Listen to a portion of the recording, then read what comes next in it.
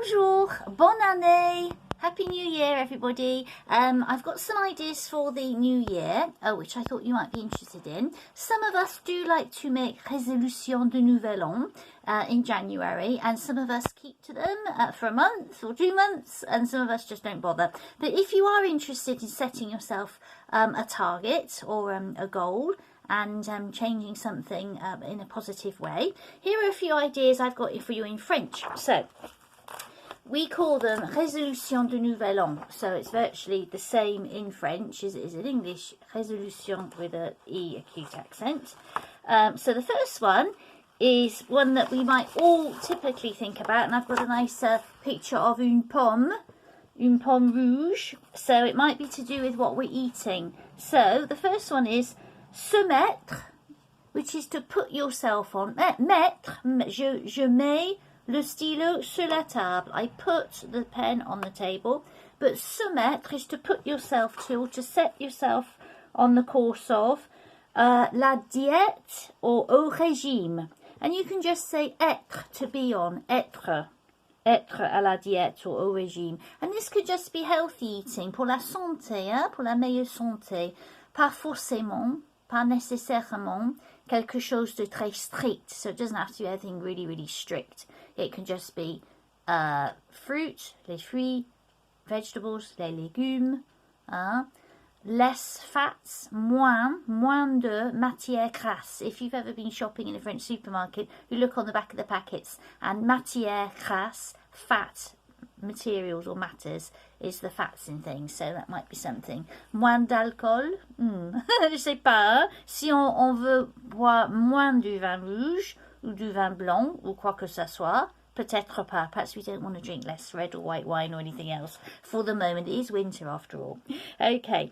Or you might suivre un régime. Follow, suivre, to follow a diet. Okay, that's one thing you might do. Next one is our little piggy bank. We might be thinking of voyager, aller à l'étranger, voir des pays différents, voir d'autres régions dans notre pays, seeing other countries or seeing other regions within our own country, d'autres régions dans notre propre pays, in our own country. So, for that we might need to faire des épargnes or faire des économies. So, to make savings, to make economies, to make savings, okay? If you go to France again, you'll see La Banque, Crédit Agricole, BNP, Banque Nationale de Paris. You might see the Banque d'Épargne, Caisse d'Épargne is a savings bank, épargne savings. Or we could just say to put, we've got our friend up here, se mettre, putting ourselves on a diet, but mettre, to put money, mettre de l'argent de côté, pour quelque chose de spécial. So we might put money to one side, de côté. Okay, easy enough. This one, je viens de faire un peu d'exercice chez moi, hein? Un peu d'aérobic, hein? Comme ça. I've just done that. Je viens de, I have just done some. I'm very, j'en suis fière. I'm proud of that.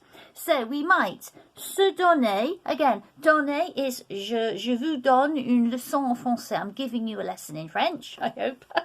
But se donner is to give oneself.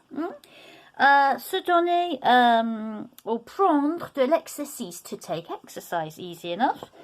La culture physique, physical education, les cours de gym. Huh? So any of those things. On tourne la page. This is what you're doing now. So this one is one of the best ones pour le cerveau. Huh? So again, our verb se mettre à or apprendre. Tout simplement, apprendre, to learn, apprendre une langue étrangère, le français, l'espagnol, German, l'allemand, l'italien, le chinois, hein, ce que vous voulez. You can learn a new language, une langue étrangère, apprendre. Hein. You can faire quelque chose, faire du gym, faire de l'exercice, faire du sport. You might take up a new sport, for example, or jouer d'un instrument, okay? So remember that jouer has got two prepositions after it. If you say, I'm playing tennis, je joue au tennis, but je joue de la guitare. So jouer de is with an instrument, okay? Jouer à with a sport. And the last one, que c'est mignon, is very cute. You've got little Los, Winnie the Pooh and Piglet. Entretenir is to maintain, really, to keep up with. Tenir, je tiens mon stylo, I'm holding a pen. But entretenir is entre is between, so to hold between, to keep within yourself. Friendships, relationships, des amitiés. Rester en relation avec quelqu'un. So, je fais ça en ce moment, j'appelle mes amis, j'écris les lettres, j'écris les cartes postales, ce qu'il faut faire pour rester en relation avec mes amis, avec de la famille. So that's what I'm doing at the moment. I ring them up, I send a postcard or a card, and that way you let people know you're thinking of them. Je pense à mes amis, à la famille. I'm thinking of them. Okay? Right, so with that in mind, I took a little trip, a little visit down to Loo, which is where I live, and I did a little video of walking around outside. Within that video, I'm speaking in French about the surroundings, what I'm looking at, and I want you to listen out for these words. So these are the words for the quiz. There are 10 words, and I want you to listen out for them, and then when this is finished you can play the next short video, which is the video of me walking around Loo, and then I'll give you the answers. Okay, so bonne chance. So for our quiz, the first word I want you to listen for is beach. Okay, if you can get the masculine or feminine, whether it's a le or a la as well, then so much better, tant mieux. The next one I've got, I'm trying to read this backwards, is in two parts. Two is the word for sea, so that's part A, and over here part B is the word for the channel, which is the strip of water between us and France. Number 3 is cliffs, the word for cliffs.